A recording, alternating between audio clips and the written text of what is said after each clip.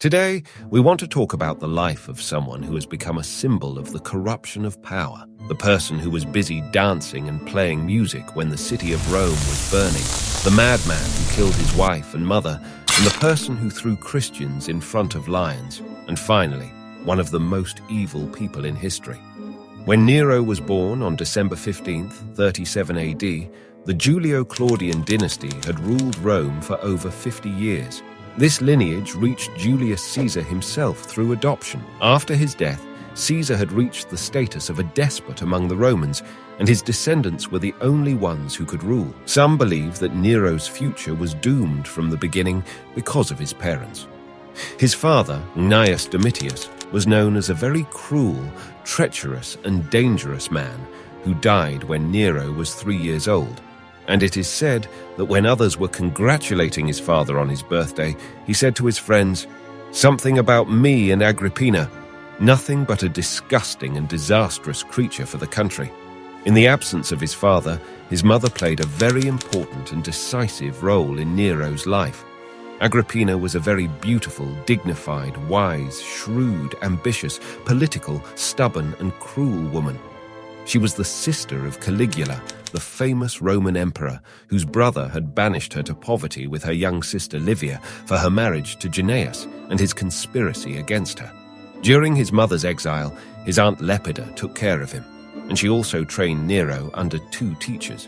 One was a dancer, and the other was a hairdresser. After the death of Caligula and the accession of Emperor Claudius, Agrippina returned to normal life and regained her wealth, estates, lands, and honors.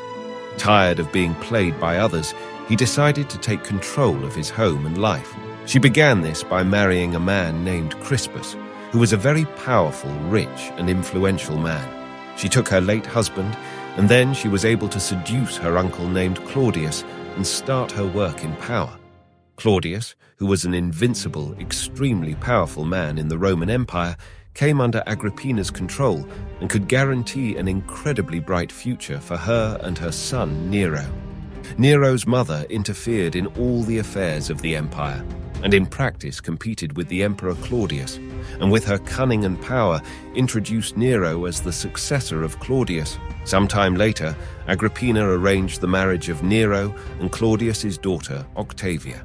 As time went on, Agrippina encountered a challenge in her journey. Claudius began to display inconsistency, seemingly regretting the power and influence he had bestowed upon her.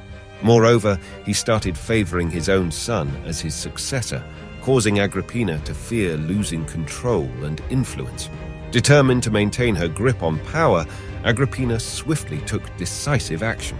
According to historical accounts, she resorted to an unfortunate means: a poisoned mushroom, which resulted in Claudius's untimely demise. With the news of Claudius's passing, the 17-year-old Nero ascended to the throne. The emperor's guards were quick to pay their respects, officially marking the beginning of his reign. The early years of Nero's reign are often referred to as the Golden Age. During this time, a series of positive changes took place in politics, law, trade, and culture. Although Nero didn't hold much power at that point, his mother, along with his trusted teachers and advisors, Seneca and Burrus, managed the empire's affairs. Historical sources indicate that Nero had a certain fear of his mother during this period. He believed that if he ever disagreed with Agrippina, she would try to remove him from the throne and replace him with his half-brother Britannicus. To counteract this, Nero sought to win the hearts of the Roman people. He understood that if he had the support and love of the citizens, his mother would find it difficult to undermine him. As time went on, the differences between Nero and his mother grew. Agrippina had ambitions of her own, desiring to wield greater power and involving herself in every aspect of Nero's life, even the most private matters. On the other hand, Nero's advisors, Burrus and Seneca, wished to see him step out of his mother's shadow. Their relationship took a turn for the worse following a heated argument. Agrippina threatened Nero, saying, "As I put you on the throne, I can depose you." It was at that moment that Nero realized he was no longer a mere pawn in his mother's hands. As Nero reached the age of 20, he began to realize the unique advantages that came with being an emperor. He discovered that he could easily indulge in whatever he desired, sometimes even engaging in actions that were considered impossible or inappropriate. With the guidance and support of Burrus and Seneca, he gradually diminished his mother's influence, eventually removing her from positions of power and even banishing her from the palace. He also restricted her attendance at public ceremonies and celebrations. Despite these measures, Agrippina persisted in attending Senate hearings and continued her efforts to promote Britannicus as the rightful heir to the throne. However, Nero, determined to thwart his mother's ambitions, took decisive action and had Britannicus killed, effectively shattering Agrippina's dreams. Subsequently, Nero made the decision to divorce his wife Octavia and marry a woman named Poppaea Sabina, who happened to be the wife of his close friend Otto. However, this decision faced opposition from his mother, who still held the support of many senators, a significant portion of the army, and the public. They were against Nero leaving Octavia, and their discontent sparked a widespread revolt. During this time, Poppaea Sabina persuaded Nero that her own mother intended to replace her with a person named Gaius Rubellius Plautus. Deeply in love with Poppaea, Nero became convinced of the threat and decided to eliminate his mother. Numerous attempts were made, including poisoning her food and setting fire to her house. However, Agrippina managed to survive each time, either by finding antidotes or through sheer luck. Finally, Nero resorted to hiring assassins who stabbed Agrippina to death.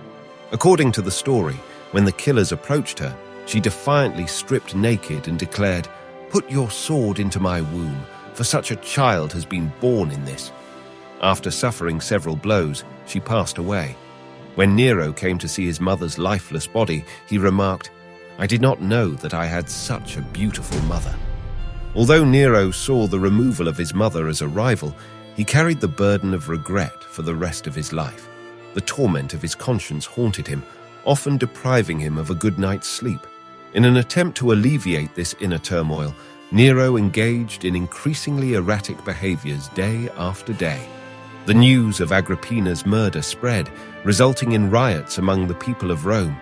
Even the army was deeply angered by the emperor's actions towards his own mother. To quell the unrest, Nero had to flee to Naples temporarily. However, upon his return, he was no longer the same Nero, but rather Nero the monster. The empire, which initially abolished the death penalty during Nero's reign, now witnessed reckless executions of individuals merely suspected of conspiracy.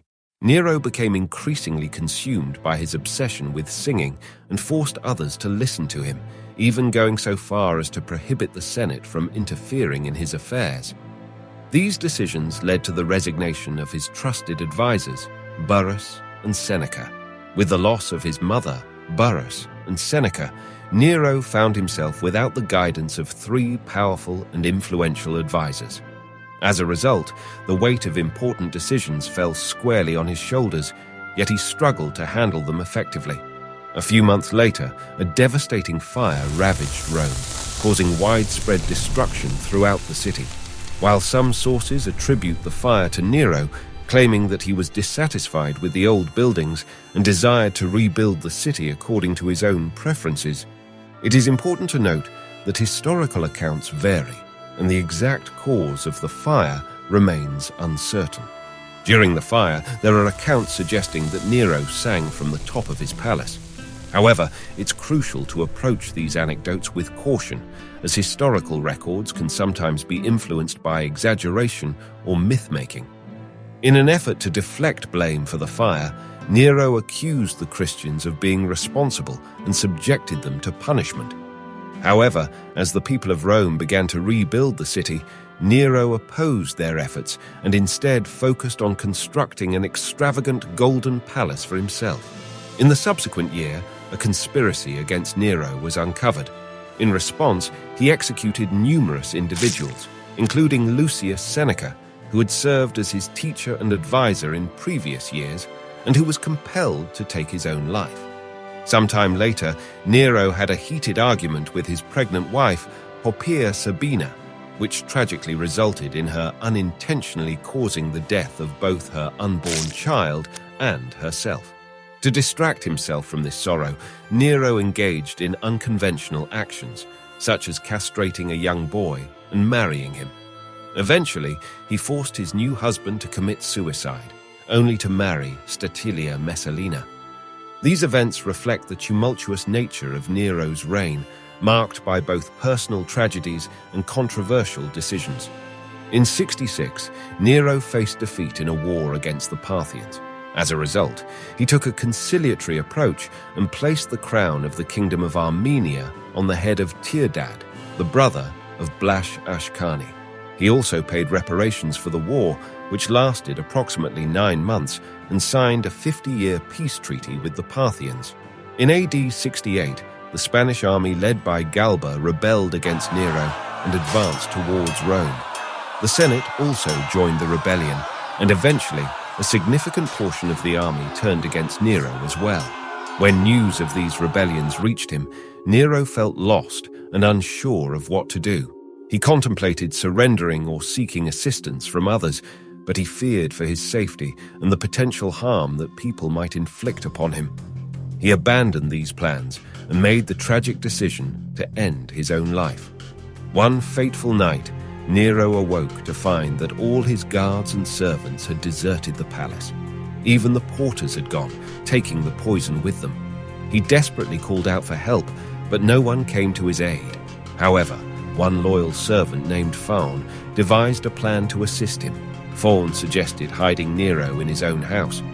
With caution, they navigated through the city, all the while hearing the clamor of soldiers indicating Galba's control. It was a tense and uncertain time. Eventually, they reached Faun's house, where Nero began preparing for his tragic demise and burial, surrounded by his faithful servants. The message was clear. The Senate had labeled Nero as an enemy of the people, and a widespread hunt was underway to capture him, with the intent to subject him to a horrific fate. During this time, horsemen approached the house with orders to apprehend Nero alive. Upon hearing their approach, Nero, in a state of half-consciousness, plunged a dagger into his throat. The horseman tried to offer assistance, but it was too late. Nero Claudius Caesar Augustus Germanicus breathed his last, bringing an end to his life. Well, this was the story of Nero. Thank you for watching this video. Tell us what you think about Nero. And don't forget to subscribe our channel and like the video. Until next time.